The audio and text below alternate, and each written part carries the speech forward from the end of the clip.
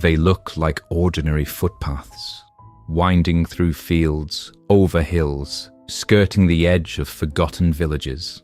But for centuries, these roads were walked by the dead. In medieval England, when a village had no church of its own, the dead had to be carried, sometimes for miles, to be buried in consecrated ground. These journeys carved permanent scars into the land and into legend. They're called corpse roads, and some say the spirits that travelled them never left. Today, we follow 3 of the most haunted corpse roads in England, places where history and the supernatural walk side by side.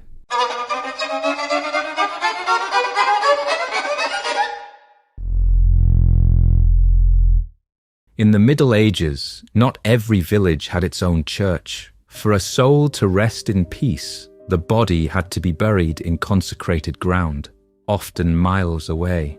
So the dead were carried on foot, over moors, through forests and across rivers, by family and villages. The paths they walked became known as corpse roads. Over time, these routes took on a deeper meaning. People believed the soul of the dead followed the same path as the body. If the route was interrupted, the body wasn't buried properly, or the road was disturbed, the spirit could become trapped. Strange stories began to spread, of pale lights flickering in the distance, of ghostly mourners seen walking long after nightfall, of footsteps heard on empty trails. The living feared these roads. Across England and Wales, there are dozens of these ancient routes.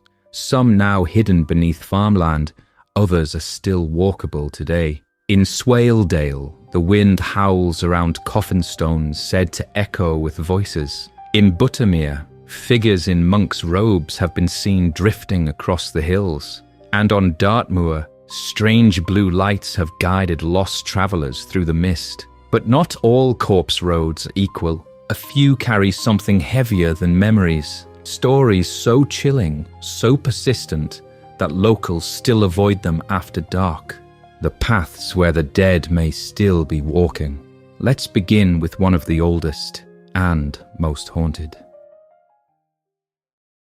They call it the Lychway, the way of the dead. For centuries, the isolated farmers and villagers scattered across Dartmoor had no church of their own. When someone died, their body had to be carried by foot up to 12 miles away, across wild and unforgiving moorland, to the church at Lydford.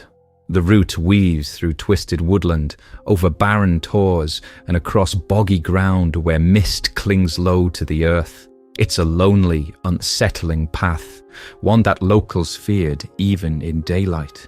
People began to report strange lights, cold blue flames dancing just ahead of funeral parties. They were called corpse candles and were said to foretell death. Some claim the lights still appear today, flickering briefly and vanishing when approached.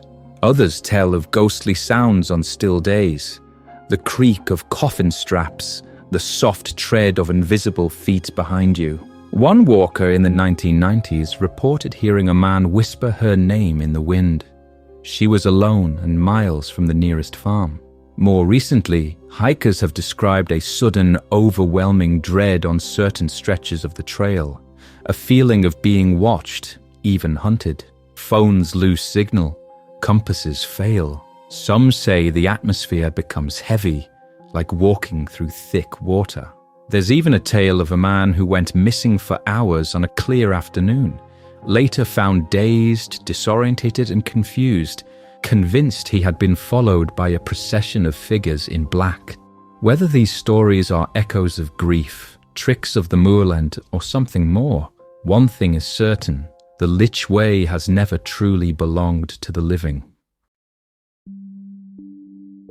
In the heart of the Lake District lies a trail once known only to mourners, the Corpse Road from Rydal to Grasmere. Long before every village had a graveyard, the dead of Rydal were carried over the fells to be buried at St. Oswald's Church in Grasmere. Along the way lies a flat, time-worn slab of stone.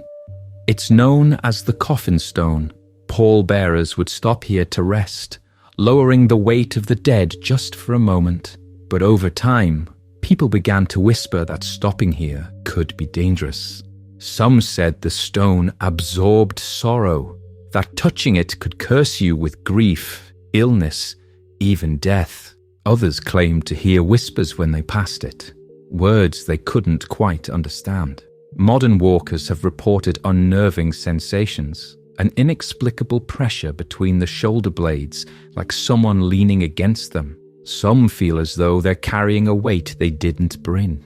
One woman said she walked the route on a summer morning and felt fine until she stopped near the Coffin Stone. The moment she did, she felt dizzy and cold, like the light had dimmed. When she looked up, the trees were still.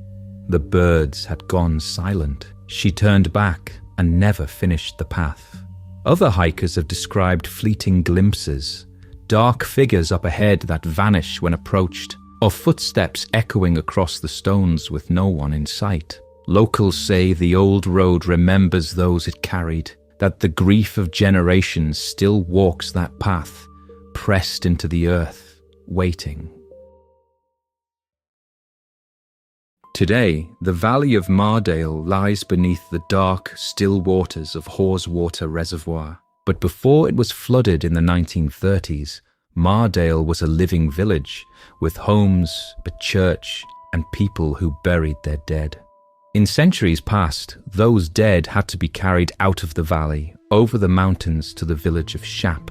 The path they followed became the Mardale Corpse Road, a harsh, exposed trail across high fells and stone-strewn hills. When the valley was flooded to make way for the reservoir, the villagers were forced to leave.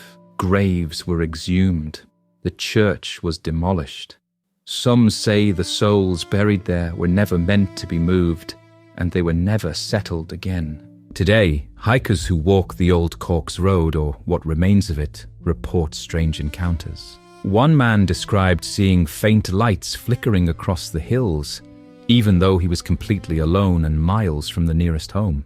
Another claimed he heard low chanting behind him, like a funeral service spoken in a language he didn't recognize. There are stories of figures lurking in the dark, watching from the slopes above. And when the reservoir's water level drops low, the foundations of the old village church sometimes resurface. People speak of a deep sadness that clings to the ruins, and of an uneasy feeling that someone is standing just behind them as they look down into the water. It's said the road from Mardale to Shap still remembers its purpose. It carried the dead once, and some believe it still does, and will continue to do so forever. The corpse roads of England remind us of a time when death was a part of daily life. Some say these paths still carry echoes, that the grief, the footsteps, even the souls themselves have never truly gone. But here's a question for you. Would you walk one of these corpse paths alone, in the dark, with only the wind at your back? Let us know in the comments. And if you've heard stories of haunted roads near where you live, we're listening.